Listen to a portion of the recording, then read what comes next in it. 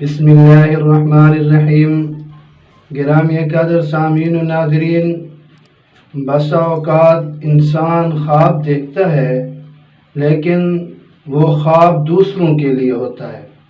مطلب یہ ہے کہ دوسروں کی حالت کبھی اپنے اوپر نظر آتی ہے، وہ کبھی رشتہ داروں کے لیے ہوتی ہے، کبھی اس کی تعبیر دوستوں کے لیے ہوتی ہے،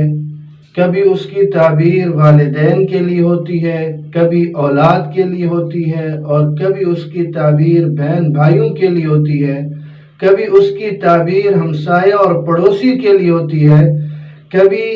اس کی تعبیر اس کے ہم نام آدمی کے لیے ہوتی ہے، اور کبھی اس کی تعبیر اس کے ہم شکل کے لیے ہوتی ہے، اور کبھی اس کی تعبیر اس کے ہم پیشہ کے لیے، یعنی جو اس کے ساتھ کام میں شریک ہے اس کے لیے وہ تعبیر ہوتی ہے۔ تو خواب دیکھا اس نے اور اس کو دوسروں کی حالت اپنے اوپر نظر آئی۔ اب اس کو مثال کے ذریعے سمجھانا چاہوں گا کہ مثلا ابو جہل جو کفر میں اور اسلام دشمنی میں بہت ہی پکا تھا، اور اس کا کفر کی حالت میں جنگ بدر کے موقع پر یہ قتل ہو گیا، کفر کی حالت میں اور اسلام دشمنی کی حالت میں گویا کہ یہ مر گیا۔ لیکن اس نے ایک خواب دیکھا تھا کہ وہ اسلام میں داخل ہو گیا اور رسول اللہ صلی اللہ علیہ وسلم کے ہاتھ پر اس نے بیعت کر لی۔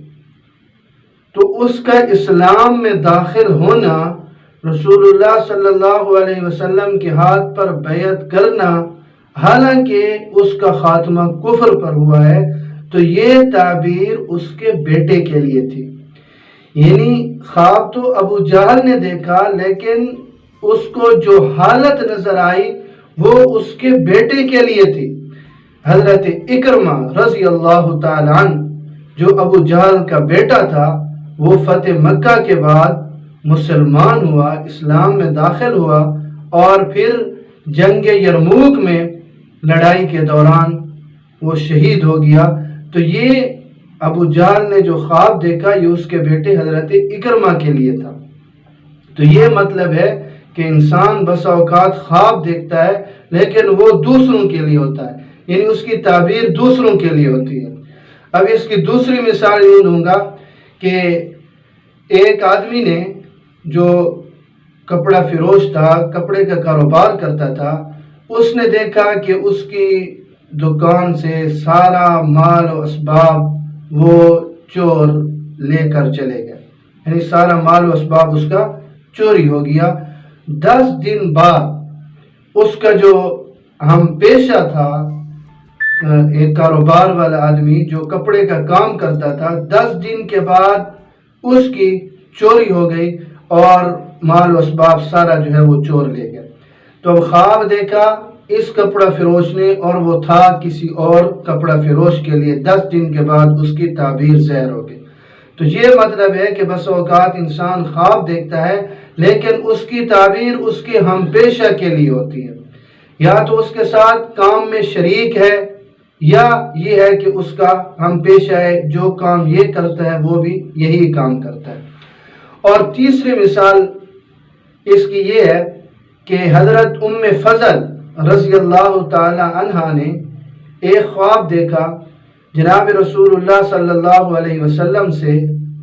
عرض کی، یا رسول اللہ صلی اللہ علیہ وسلم، میں نے ایک ڈراؤنا خواب دیکھا ہے۔ آپ صلی اللہ علیہ وسلم نے کیا فرمایا کہ خیرن رأیتا، کہ آپ نے خیر دیکھی ہے،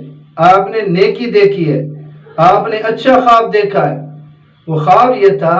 کہ میرے بدن کا کچھ حصہ مجھ سے جدا ہو جاتا ہے اور میں نے اس کو اپنی گود میں لے لیا ہے۔ بدن کا حصہ جدا ہوا اور میں نے اسے اپنی گود میں لے لیا۔ تو آپ صلی اللہ علیہ وسلم نے تبسم فرماتے ہوئے فرمایا کہ ستلد فاطمہ غلاما وتأخذیہ فی حجرک، کہ فاطمہ کا بیٹا پیدا ہوگا اور تو اسے گود لے لے گی۔ تو چنانچہ ایسا ہی ہوا ان کے چچا زاد بھائی